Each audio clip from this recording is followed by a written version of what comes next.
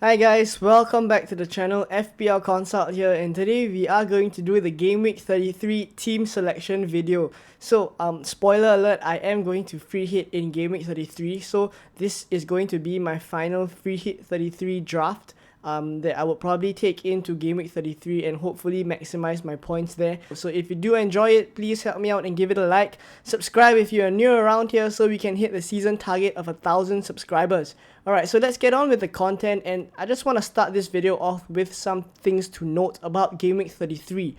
Alright, so the Game Week 33 deadline is before the FA Cup semi-finals. So in essence, our teams would be locked in before the FA Cup semi-finals, and what that means is there are potential injuries that could hit our players, right? So these are players from Man City, from Liverpool, Chelsea, and Crystal Palace. I'm sure most of us have some players from these teams, right? If not, maybe all of these teams. So we do have to kind of take into account that injuries could happen in the FA Cup semi-finals, and we would then need a substantial bench, right? Whether we are free hitting or not, we would need some players to come off the bench for us if we need to call on them, right? And secondly, let's talk about a few of the teams that I want to highlight. So firstly is Manchester City. So the reason why I want to highlight Man City is because Kevin De Bruyne and Cancelo, which is two players that have been really hyped up right now, they won't have played 5 games in 14 days, right? So that is really a lot of games, right? And these are games against tough opponents, right? Atletico Madrid and also Liverpool. So I think there is some risk for Kevin De Bruyne and Cancelo to be rested in the Game Week 33 fixture that they have, right? So secondly, I want to talk about Leicester. And Leicester is currently heavily involved in Europe, right? In the Europa Conference League. But they are actually in a position where they could push for the 6th position in Premier League table, right? So in essence, I don't think that they would just give up on the Premier League and kind of take whatever comes, because 6th in the Premier League table still gives them qualification to the Europa Conference League for the next season as well. So in any case, I still feel like they would need to put in results in both the Premier League and in Europe. But what that kind of means is that we probably already know that there is rotation risk going to happen for the Leicester games in the coming game week. So that's something we have to take note as well. And then if we talk about Liverpool, I think it's pretty clear that Liverpool is in a position where they need to wait for Man City to drop points, right? So they do have to win all their games to kind of stand a chance of winning the title, right? So I feel like Liverpool would be in a situation where they would put their best foot forward, their best 11 players every single game to make sure that they win all the games and kind of give themselves the best chance to win the title, right? So lastly, I just want to talk about some teams in good form and teams in poor form as well. So Spurs, currently we know they are in really hot form. I think whether we're free hitting or not, we would have to have some Spurs players in our teams, right? Maybe Son, Kulusevski, Kane, because right now Spurs are on fire and it's pretty dangerous if we don't kind of hop on some Spurs assets. And lastly, Burnley, Southampton, and Arsenal, I think we can all agree they've been in really poor form in recent times, right? And these are also 3 teams who double in Game Week 33, right? So if we're kind of looking to make a free hit team, or we're looking to bring in some players, I would probably lay off these teams, just because I think they're coming into the Game Week 33 games with a very bad run of performances. So I think Burnley, Southampton, and Arsenal, we can try to stay away from them if possible. So on the screen right now is the updated graphic of the odds for the fixtures in Game Week 33. So I kind of combined some of the single game week teams together with all the double game week teams, because this week happens to be a week where lots of single game week teams also have pretty decent fixtures as well, which is why some players or some FPL managers in fact are considering the Game Week 33 bench boost as well. So that's really a possibility as well. So I hope this graphic kind of gives you a better idea of whether you want to do it or not. So if we take a look at Leicester and Newcastle, they have the best double game week, right? They have good chances of winning their games and also keeping clean sheets there. Manchester United and Arsenal, we already know their second game for the double game week are tougher games, Liverpool and Chelsea respectively. So, but the odds for their first game respectively, Norwich and Southampton, are really good, and they're in favour of Manchester United and Arsenal, right? 76% for United to win Norwich at home. So very high clean sheet percentage there as well. So players like Alex Telles are currently up on the radar right now. And then let's take a look at Southampton. They have they're coming in really poor form, as mentioned just now, but they have actually a decent chance of winning both games, right? It's pretty surprising that the odds kind of favor them, but let's take a look and we see how we can include maybe one or two Southampton players in our teams. I would say maybe just some defenders or maybe a Che Adams, but I would say that Southampton assets are kind of a gamble right now.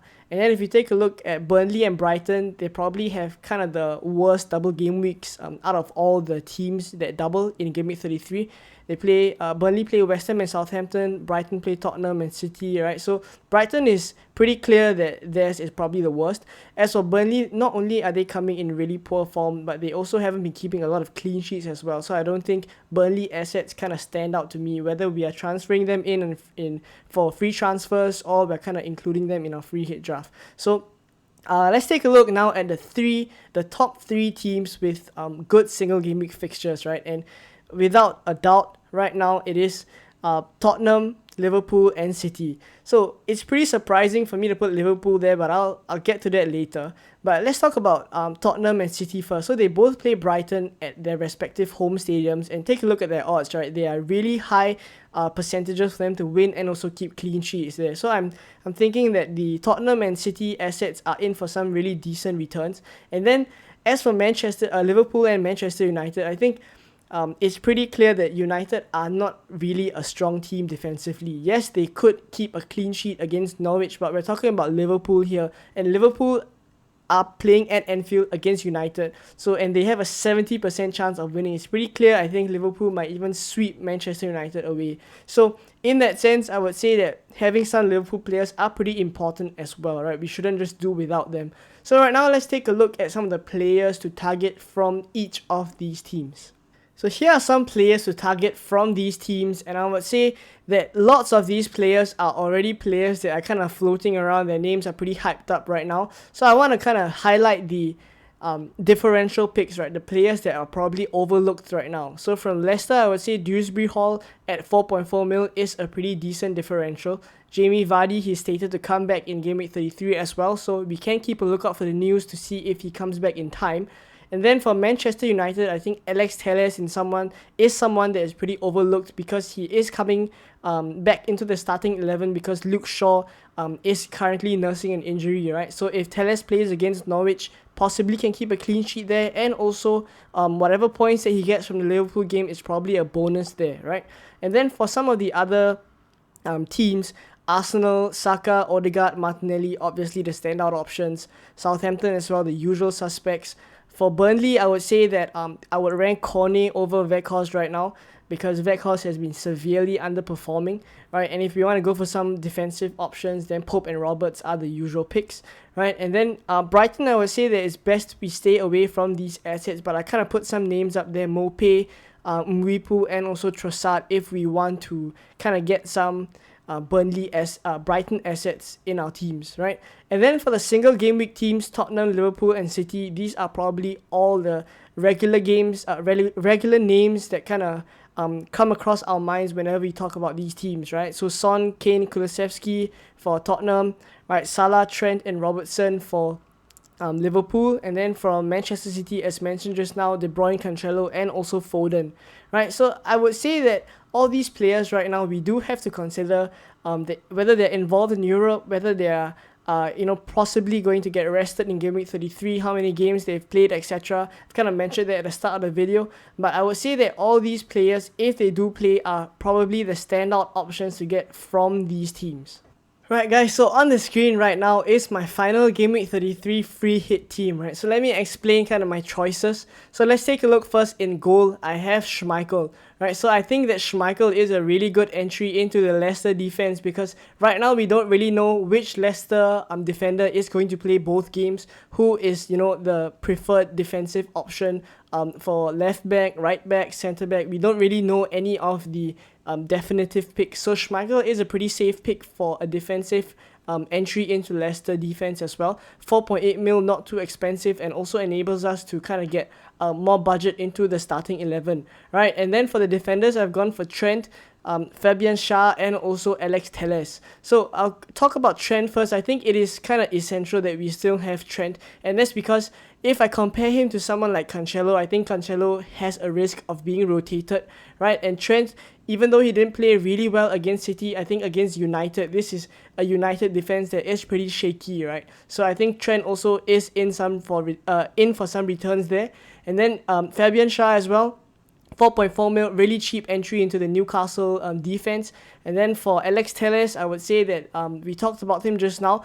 He is in the starting 11 currently, barring Luke Shaw returning from injury. So if he gets anything in the Norwich game, that would be what we really want from him. And then for the Liverpool game, that is probably a bonus there, right? So hopefully he keeps a clean sheet in the Norwich game, and we can take whatever comes in the Liverpool game. Right, and then for the midfield 5, I think it's pretty standard. Lots of the drafts right now have all these 5 players. So Saka, Fernandes, Salah, Maddison, and Barnes.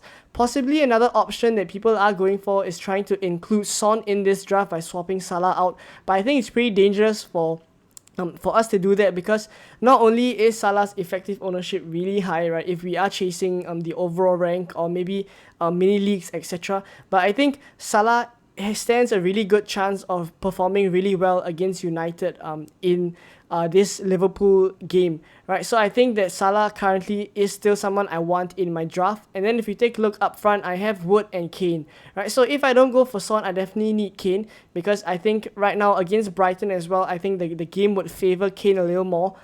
Just the overall kind of shape that Brighton have, I think getting runs in behind like how Son did against Villa, I think is less likely as well, because Brighton are a slightly stronger defensive team. So I would say that Kane is probably more the attacker that would benefit with that kind of system, where a proper number 9 would kind of actually benefit from that. And I've also gone for Chris Wood, and that's because I prefer Chris Wood over Saint-Maximin, not only because Wood is on penalties, but also because he is pretty much guaranteed 90 minutes in both games, while Saint-Maximin could be subbed off before the 90-minute mark in either of the games, right? So if we take a look on the bench, I have a non-playing keeper, right? I don't really need another playing keeper if I'm free hitting. I think Schmeichel is pretty clear that he would play both games. And then on the bench, I've gone for Roberts and Cedric, right? So these two are really cheap options to have on the bench for some defensive assets.